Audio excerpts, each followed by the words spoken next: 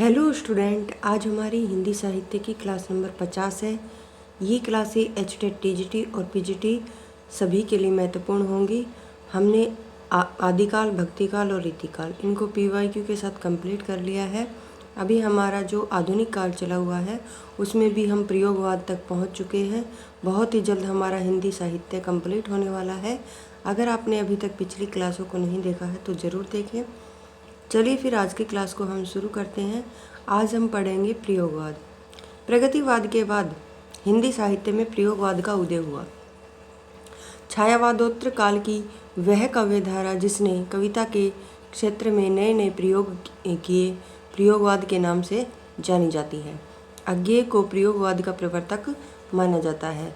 अज्ञेय आएगा या आगे नहीं आएगा। अज्ञेय के संपादन में 1943 में प्रकाशित तार सप्तक से प्रयोगवाद का आरंभ माना जाता है। मोस्ट इम्पोर्टेंट है तार सप्तक और उसके कवि आपको एक एक अच्छे से याद होने चाहिए। यहाँ से हर परीक्षा में एक न एक प्रश्न जरूर आता है, तो आपको अच्छे से इनको याद करना है।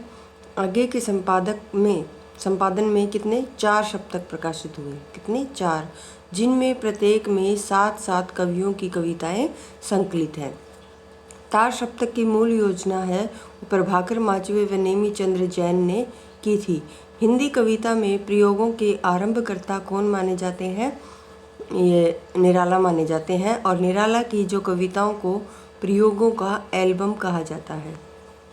निराला ने छंद, प्रतीक, उपमान आदि सभी क्षेत्रों में क्या है प्रयोग किया।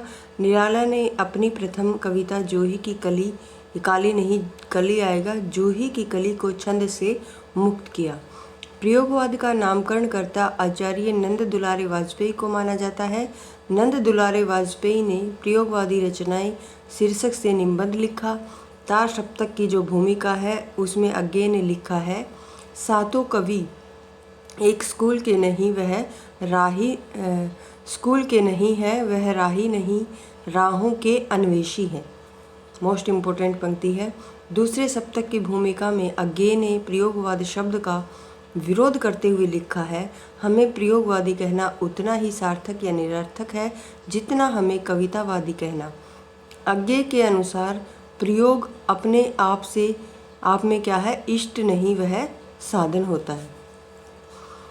पहला, यहाँ पर देखिए कभी भी पहला तार सप्तक नहीं लिखा था, सीधा आता है तार सप्तक और इसका मतलब है पहला हमारा तार सप्तक और इसका जो प्रकाशन वर्ष है 1943।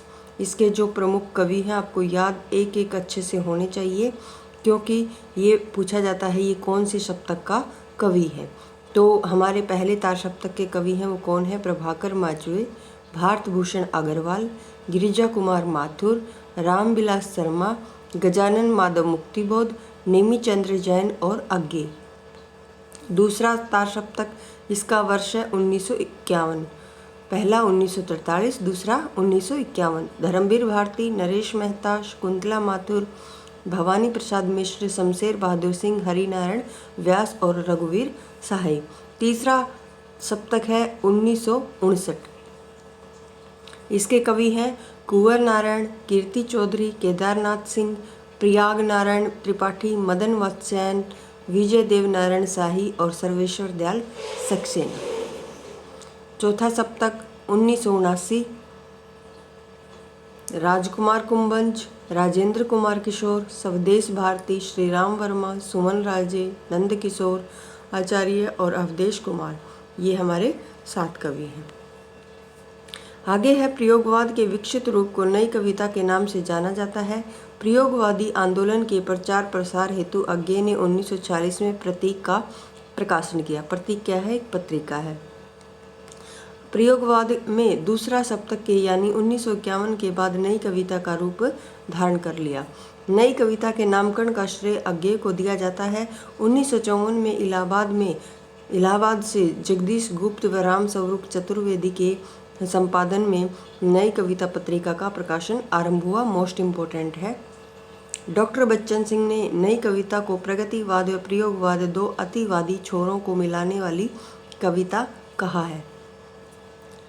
नई कविता का नामकरण अंग्रेजी के न्यू पोएट्री काव्य आंदोलन की तर्ज पर हुआ। लघु मानव की प्रतिष्ठा नई कविता की महत्वपूर्ण विशेषता है। लघु मानव से तात्पर्य है साधन संपन्न हीन अपेक्षित साधारण व्यक्ति से। नई कविता का स्पष्ट रूप करने के लिए निम्नलिखित आलोचनात्मक कृतियों का प्रकाशन हुआ। नई कविता के नए प्रतिमान, ये किसका है? डॉक्टर लक्ष्मीकांत वर्मा का। और कविता के नए प्रतिमान डॉक्टर नामवर सिंह। नई कविता का आत्म संघर्ष, ये है गजानन माधव मुक्तिबोध।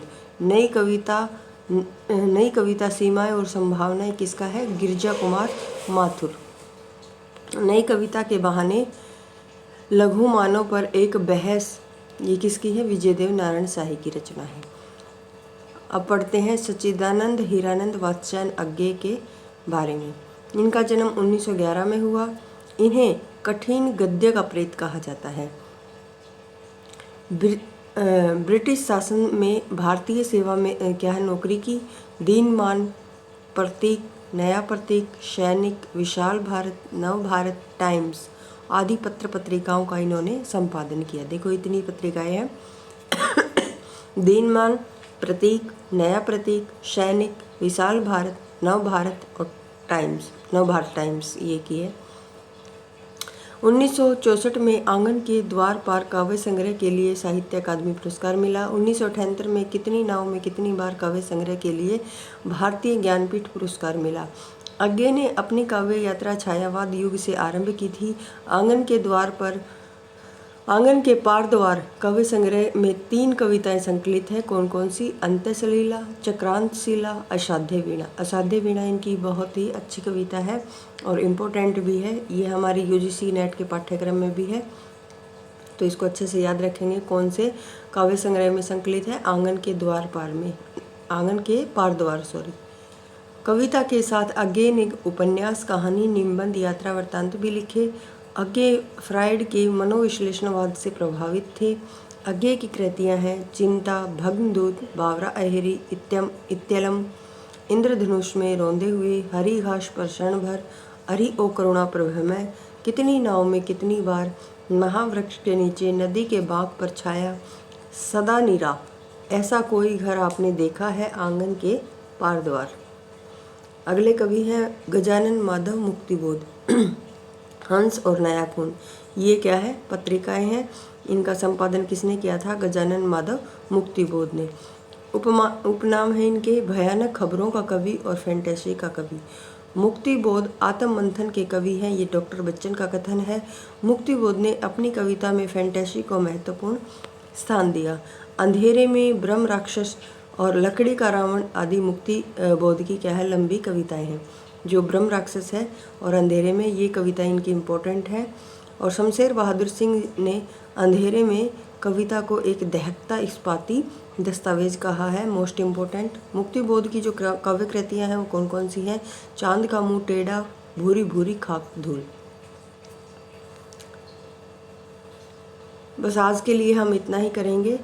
अगर ज़्यादा करेंगे तो क्लास लंबी हो जाएगी। अगर आपको क्लास पसंद आती है तो चैनल को शेयर और सब्सक्राइब आप जरूर करें। धन्यवाद।